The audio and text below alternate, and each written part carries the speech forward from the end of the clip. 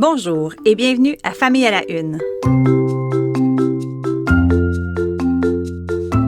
Ici Maude Goyer. Je vous présente en 5 minutes des enjeux liés à l'actualité qui touchent la famille, la parentalité et les enfants. Bonne écoute!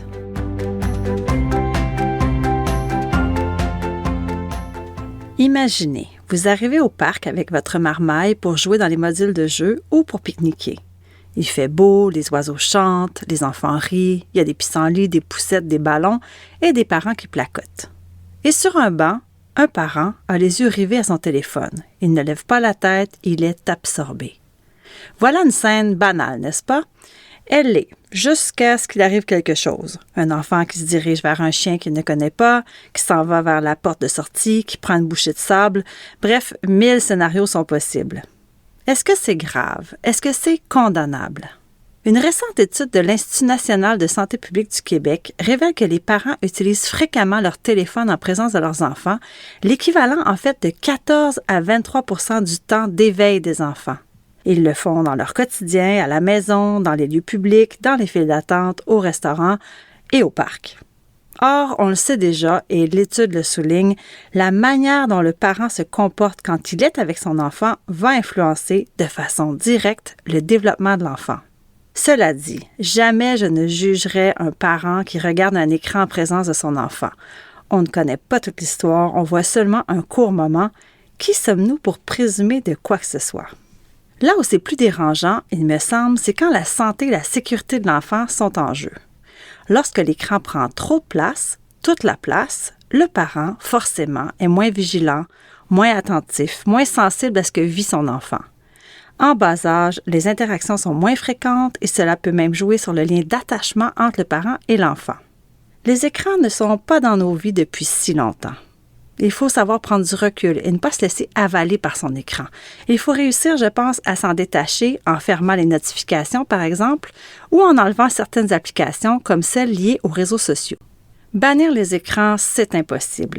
Mais limiter le temps passé sur notre téléphone et l'utiliser de façon intelligente pour que cela ne nuise pas trop à notre vie de famille est un objectif qu'on devrait tous avoir, il me semble. Et c'est même une responsabilité. Enfin, il fait beau. Et qui dit chaleur dit ouverture des piscines et des spas. Et c'est surtout sur celui-ci que je m'interroge. Est-ce que les enfants peuvent aller dans les spas et est-ce que c'est une bonne idée? J'en ai parlé avec Liane Franzbloh, physiothérapeute et coordonnatrice en traumatologie à l'Hôpital de Montréal pour enfants. Voici ce qu'elle avait à me dire au sujet de l'utilisation du spa chez les tout-petits. Alors, il y a des inquiétudes dépendantes de l'âge de l'enfant. Alors, pour les enfants de moins de 5 ans, on dit non. C'est vraiment pas pour les jeunes enfants. Pour nous, le premier risque, c'est vraiment les noyades. Avant même de parler de la température de l'eau, le risque de noyade est bien réel. Si l'enfant n'est pas assez grand et que ses pieds ne touchent pas au fond du spa, il ne devrait pas y aller. Et si un groupe ou un enfant se retrouve à s'amuser dans le spa, un adulte doit toujours le superviser en tout temps, comme à la piscine en fait. Mais il n'y a pas que le problème de noyade à considérer dans l'utilisation du spa. Il y a un deuxième danger bien réel à surveiller étroitement. On écoute à nouveau Liane Franzbloh. L'autre problème, c'est l'hyperthermie.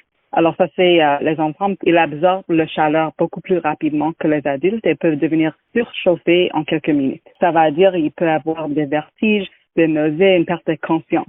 La température adéquate d'un spa pour les enfants est de 98 degrés Fahrenheit ou 36 en Celsius. Et on offre à boire fréquemment pour éviter la déshydratation. Et finalement, il est important d'y aller petit à petit. L'experte recommande de commencer par 5 minutes, de sortir du spa et d'attendre un peu pour voir comment l'enfant se sent. Puis, on augmente la durée de la baignade progressivement. Ah, et un dernier point important, lorsque le spa n'est pas utilisé, il devrait être couvert et verrouillé pour éviter les accidents. Ne pas oublier qu'une noyade peut survenir en moins de 20 secondes chez les tout-petits.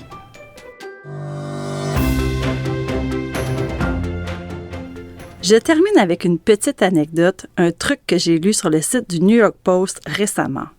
Il existe un petit test pour savoir si vous avez un enfant préféré. Oui, un enfant chouchou. Souvent, les parents lèvent les yeux au ciel en disant « Mais non, moi je n'ai pas d'enfant préféré, je les aime de façon égale. » Eh bien, sur TikTok, un influenceur a lancé une hypothèse et elle est devenue virale. Est-ce que le prénom de l'un de vos enfants est devenu votre mot de passe? Si oui, eh bien, vous avez peut-être finalement un enfant préféré. Bon, moi, je pense plutôt que cela est lié à la position de l'enfant dans la fratrie. Il semble que le prénom de l'aîné soit souvent choisi.